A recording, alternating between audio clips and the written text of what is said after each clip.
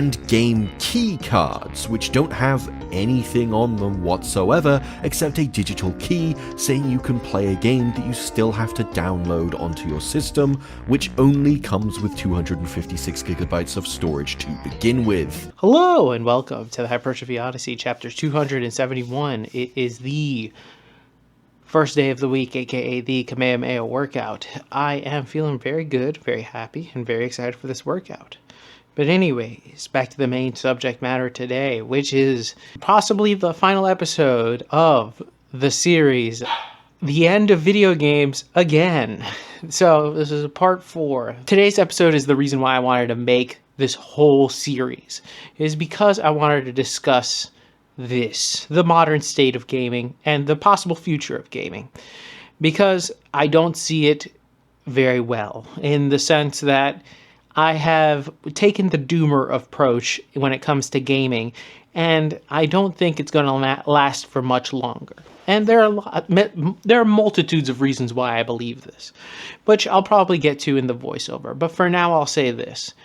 Video games at this current state are a sad state of affairs. If we are to look at the amount of re-releases, remakes, and remasters that are in the realm. Just recently, Oblivion 4 was remastered, which is insane because they got tired of doing Skyrim so many times. They were like, let's go back a step and do that one. Yeah, Morrowind gets no love, and Morrowind is a classic back in the day. But that's neither here nor there. The thing is that's interesting to me about this entire generation currently happening is that I have a feeling that this will probably be the last generation to happen, but we'll talk about that a little bit later. But for now, before I continue and get downstairs, I'll say this, and this is more so going back to the idea that the current state of video games just sucks. It's either AAA games that are disappointing, rehashes of the same things over and over again, or games as a service. There's barely any type of games that are worthwhile to play. They're either super indie games made by one person that's a passion project that they've been working on for 17 years, or a AAA title that has millions of dollars going behind it that has $1 billion worth of DLC that you have to buy in order to get the full experience. Very sad. But we'll get into more details and all these examples and all that other stuff, plus the death of the console probably being a bigger issue than people will probably ever realize, and all of the other things that come along with that when we get to Mother Base. Alright, so started this day off with dips, which were pretty good. But anyways, back to the main subject matter at hand here. The End of Games, Part 4. Collapse. Hopefully. Today's topic, the main reason why I wanted to talk about this, the fact that I made this even a series is because of this exact reason why. I wanted to talk about modern gaming, but I wanted to set it up before I got into modern gaming, because I feel like without talking about the previous things, you can't really talk about the present. But this really, really encapsulates how terrible things have gotten. So let's start with Xbox, because Xbox is no longer making systems anymore. They only make games, and now they're dedicating all of their stuff to PC. So goodbye competition on that front. Second, the PS5. The PS5 Pro released not that long ago, but the PS5 regular was released 5 years ago. We are 5 years deep into a console cycle that realistically barely has any games. We can probably count the amount of PS5 exclusives in both of our hands realistically, maybe even less, which is insane, because I could at least, even for the PS4, by 5 years in, there were a lot of games for it. Now, absolutely dog shit.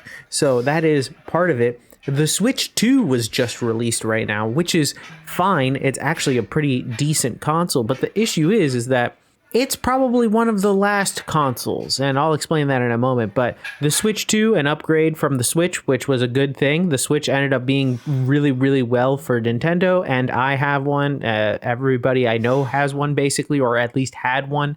It is a good console, 100%, but also a product of the times, because it is the defining thing that has kind of shifted the next console experience, really, and that is just mobile consoling. The Steam Deck has become a massive thing, as well as little emulation pocket stations that, honestly, I would get a couple of those because China is making them and for dirt fucking cheap, and I can play old school games on it. So I might as well just get those, right? For like $30 too. When it comes to the Switch 2, I'm going to say that it's probably going to be it when it comes to consoles. I think that there's only going to be like maybe one more, and that's it. The PS5 is kind of a failure, let's be realistic. Most of the games that we see now are going to be probably PC exclusive, and after that, I have a feeling Nintendo is only going to do one other console, maybe, that's going to be I personally think it's going to be a VR style video games headset once they actually discover or make it so they can do it perfectly. I think that's going to be the next console, but that's it. I don't think there's going to be anything else because realistically, Sony has what to make? Why would they make a PS6? They've barely touched the PS5. They just might as well go into the graphics card scene and just make a PlayStation sponsored graphics card at that point. Realistically, everything has become so digitalized that it doesn't even matter. With the Switch 2, some games don't even come on the cartridges. It's just a code, which is ridiculous that we don't even have anything to do with owning things anymore. There was a news story that Switch 2 owners, some of them got the Switch 2 early before it got released. They couldn't even boot it up because it needed a day one patch, which is insane because they literally had it and owned it, but they couldn't even do anything. Sure, there might be certain things that they had to like take over, whatever, you're not supposed to like get it early or whatever the case may be, but realistically, the fact that we can't even do that doesn't mean that there aren't going to be things later where it's like, all right, a deactivation patch or some other type of thing like that. And what's the point of even owning anything? Games on Steam are great because you can get them cheap, but also you don't own them. If they decide to take them out of your Steam library, that's it. You're done. You're fucked. You can never really own anything. And I think that's the main thing about this generation, really, and every games now is this, that you always need a constant internet connection and you don't really own them. At the end of the day, it's going to be harder and harder to actually own the games that you buy. And even when you buy them, they're going to be very, very highly priced, like $80 plus, because now they know they can get away with it. Of course, Nintendo can get away with it because they've been getting away with it for years, but nobody really wants to talk about that. Everybody is going to follow their trend because that's what most people do. Once the trendsetters set a trend, everybody else follows. So games are going to be even more exponentially more expensive for mediocre to lackluster experiences for people to have to consume or wait for more patches for the experience to become decent. It's a shit situation that's just going to keep happening over and over and over again. Realistically, the only thing that's keeping video games alive is emulation and going back to making old games great with new graphical enhancements. And that's really it. I mean, I've seen people AI upscale Metal Gear, which looks amazing, but also at the same time, I'm playing the same game that I played years ago. So the innovation is kind of gone. There's not much going on. There's the occasional person that's making a good game every once in a while. Like you have your Dark Souls and that style of game, of course, which is good. But if you're not into that, you're kind of SOL. You're kind of really just boned until something comes along and kind of tantalizes you into wanting something. Most people still would clamor for, let's say, a new Smash Brothers, but they still will go back to play Melee competitively. It doesn't even matter that there's anything new that might take up its place. Most stuff now is just a rehash to try to contain those old players into something new, but nobody really cares about the new stuff. Everything kind of loses its luster. You can look at something like a fighting game like MK1, which was supposed to be like a rebirth of the franchise, but now it's just kind of like meh. So it is just an endless cycle of things just getting fucked over, really. It sucks because I hope that something comes from this, but I don't know when or where it will come from is my only issue. I have a feeling that because of everything happening, things will go into a collapse again. And we're back. Welcome to the workout debriefing. Exercises not filmed, none. Exercises skipped, also none. Got everything in, thankfully. But anyways, back to the main subject matter at hand for today. The end of video games again, part 4. I might make another episode about this. I don't know if I will, but I think now at this point I just wanted to talk about the future of video games and how it looks very dim, and I think that I don't want to end the series on a harsh note, but I will probably say this. I really do hope that there is a video game crash again. I really do hope that the industry goes down, and I understand that there are going to be people that lose their jobs. Of course, that sucks. I'm not going to say that I'm very happy about that, because there are people there that, grinded it out and got to the point that they're at. But now it's become a bloated mess that realistically there's no real way of going up unless it all gets burned down to the ground. And it's a very unfortunate reality of it. It has to be going back to a niche market and or a market where the bottom dollar isn't the only thing that matters. And it sucks because it's not the only industry that's like that.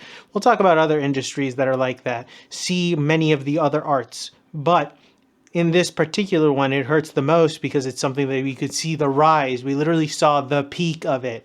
And now we are seeing the sputtering, faltering, wet fart that it has become. And it's kind of annoying to see it because, it's like it was something that was so great. And now if you share it with like the younger generation, they just won't understand, or unless you show them the old school stuff. Now, I will say this, thank God for emulation and other things like that, little Chinese cheap pocket station type things, because those things are super cheap and very easy to get ROMs on, and you can emulate your hearts away as long as you have the actual disc, right? But it's something that I'm like, wow. After that, though, after whatever the next generation of systems are, realistically, and by systems, I have a very good feeling it's just going to be Nintendo, and it's just going to be VR.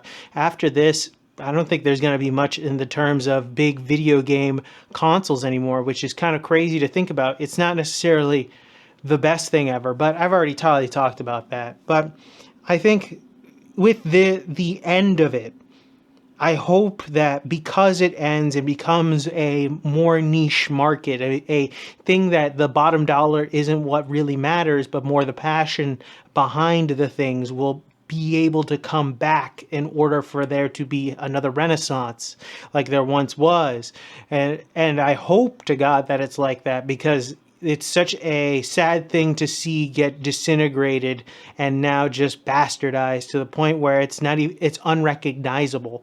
It's so foreign to me now to even try to play a video game where I don't even know what the hell to do when I'm in it, and it's just another way of just either gambling, or it's just disguised gambling, or it's just a service that once the game's done, well, you used your money, sorry, the game is no longer yours, or you don't even own the game, or you have to be online the entire time.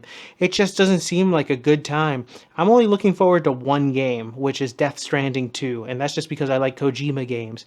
But in essence, I'm playing an Amazon simulator, which is insane that I'm an adult at 32 about to play a game where I take packages to places.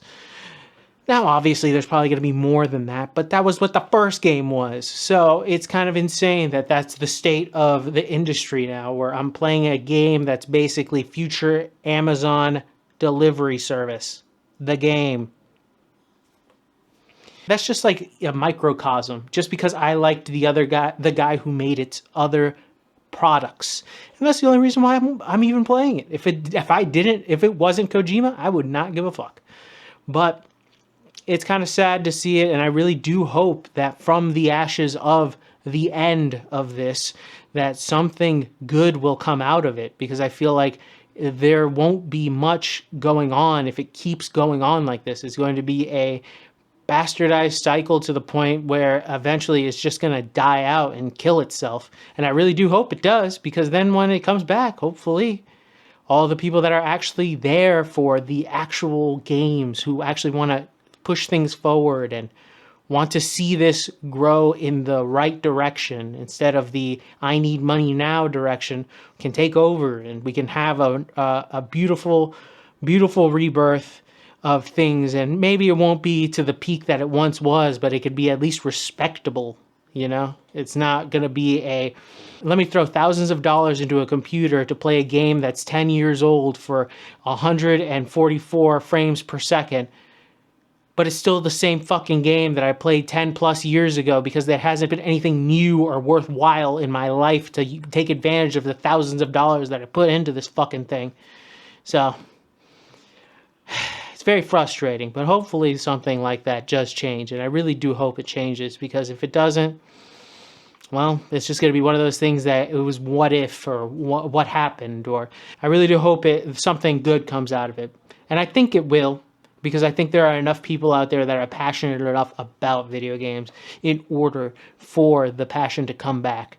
For those who do not care about the bottom dollar, there's enough indie developers that might be able to prop up a certain thing or two. But we can't rely on the indie developers to give us the mid-tier game that has just disappeared. So hopefully, we'll see, though. We shall see. And with that being said, tell me what you think in the comments below. I'd love to know your thoughts and opinions about this one. This one was more of a downer one, but at the same time, we are at the end here.